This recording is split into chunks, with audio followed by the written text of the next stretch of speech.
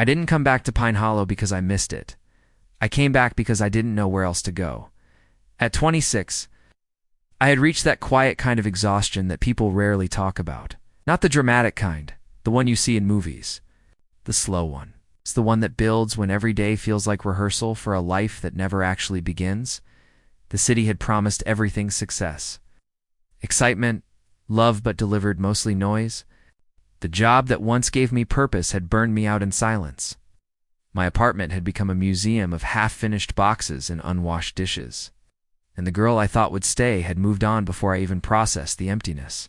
So I drove east. Windows down, radio off, letting the silence catch up to me. Pine Hollow hadn't changed much. One blinking traffic light, a diner that still closed early, and fields so wide they reminded you how small your problems really were how lonely. My parents' house sat at the edge of town, paint peeling, porch boards creaking under memory, and neglect. It felt like the house had been waiting, not hopefully, just patiently. The first nights were rough. Old houses make noise pipes knock, floorboards sigh, the kind of sounds that sound personal when you're alone. I lay awake staring at the ceiling, wondering if coming back was healing or just another form of hiding. I spent the first day unpacking boxes I didn't really want to open. Photographs of birthdays, half-forgotten report cards, childhood trophies I'd never displayed. Each item was a weight and a comfort at the same time. I left the windows open, letting the air from the soybean fields drift in, carrying the faint sweetness of earth and sun. By afternoon, I was outside pulling weeds along the fence when I heard footsteps on gravel. I looked up, and everything inside me went still. Emily Carter stood a few feet away, holding a small paper bag, sunlight catching in her hair. She looked older, stronger somehow, but unmistakably her. Same calm eyes, same gentle presence that always made the world feel quieter when she entered it. "Lucas?" she asked. I nodded, suddenly aware of how long it had been since someone said, "My name like that? Yeah, guess so." "I heard the house lights were on again," she said softly. "I hoped it was you." We stood there, unsure how to compress 10 years into a conversation. Then she asked, "Do you remember what you promised me when we were kids?" I laughed lightly. "That depends. I promised a lot of ridiculous things." She smiled, but her eyes stayed serious. "You said you'd never let me feel alone." The words landed harder than I expected. "I don't remember that," I admitted. "That's okay," she said. "I do." She handed me the bag. "Cinnamon rolls? Welcome home." Den. She walked back to the house next door like she hadn't. Just cracked something open inside me that night. Sleep came slower than usual. Emily became part of my days without ever asking to be. Sometimes she waved from her porch. Sometimes she brought food she claimed she had made too much of. Sometimes she just stood by the fence and talked about nothing important at all. I noticed things. The way she hesitated before unlocking her door at night, the way she smiled automatically when people asked how she was doing, the way tired lived behind her eyes. One evening, driving past the clinic after dark, I saw her sitting in her car. Engine off, head resting against the steering wheel. I didn't knock. I didn't wave. I just waited. Eventually, she straightened, wiped her face, and drove away. The next morning, I left a note in her mailbox. "If you ever need someone to sit quietly. With you no fixing, no questions, I'm next door." She never mentioned it. But that afternoon, she stayed longer than usual. "Thank you," she said quietly. A few nights later, we sat on her porch under a sky full of stars. Crickets hummed. The air smelled like cut grass and coming rain. "My mom died 3 years ago," she said suddenly. "Cancer. Fast." I stayed quiet. "My dad's still here," she continued. "But not really. Some days he knows me.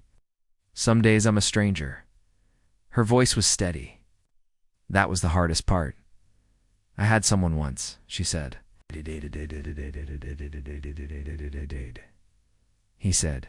He understood, until understanding took too long. She looked at me then. "I don't need saving. I just get tired of being strong."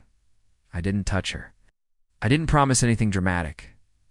I just said, "You don't have to be strong." Tonight, her shoulders dropped. Like she'd been holding herself together with sheer willpower. The storm came a week later. Rain hit the roof sideways. Thunder rolled low and heavy. I was half asleep when someone knocked. Emily stood there soaked, holding a pot of soup. "I didn't want to be alone," she said simply. I let her in. We ate quietly at the kitchen table while the storm raged outside. And that's when she asked the question that mattered. If I let myself believe, someone might stay. Would you leave too? I thought about all the times I'd run.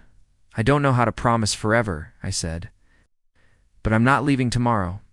She nodded. That was enough. We didn't rush. Love didn't arrive like fireworks. It showed up in habits, coffee cups, shared silence, her jacket hanging over my chair, my tools slowly migrating to her garage. Winter settled in. Some nights she came home exhausted and wordless. On those nights, I cooked, I cleaned. I let quiet do its work. One night, she sat on the floor, knees pulled to her chest. "Dad didn't recognize me today," she said. I sat beside her.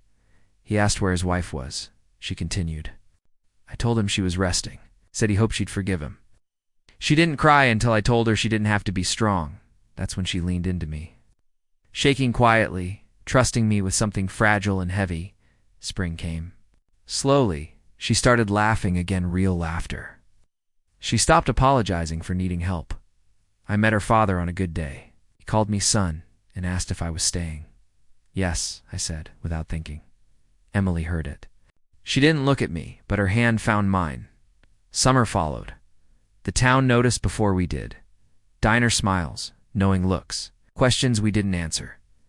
One evening, sitting on the porch watching fireflies, she said, "I used to think love meant being chosen once."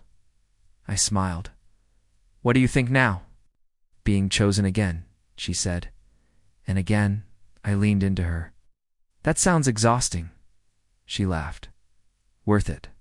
The months passed. We started sharing little parts of ourselves we had never given anyone else. She taught me to bake properly. She laughed when I burned the first dozen cookies.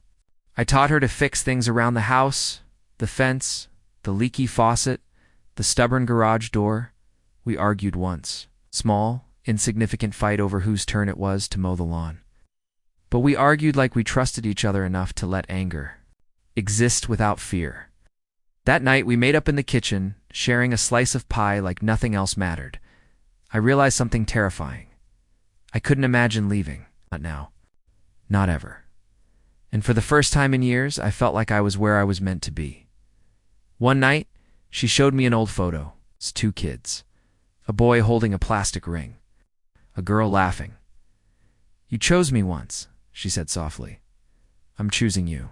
"Now," I replied. She leaned into me, finally resting fully, and for the first time in my life, staying didn't feel like giving something up. It felt like coming home.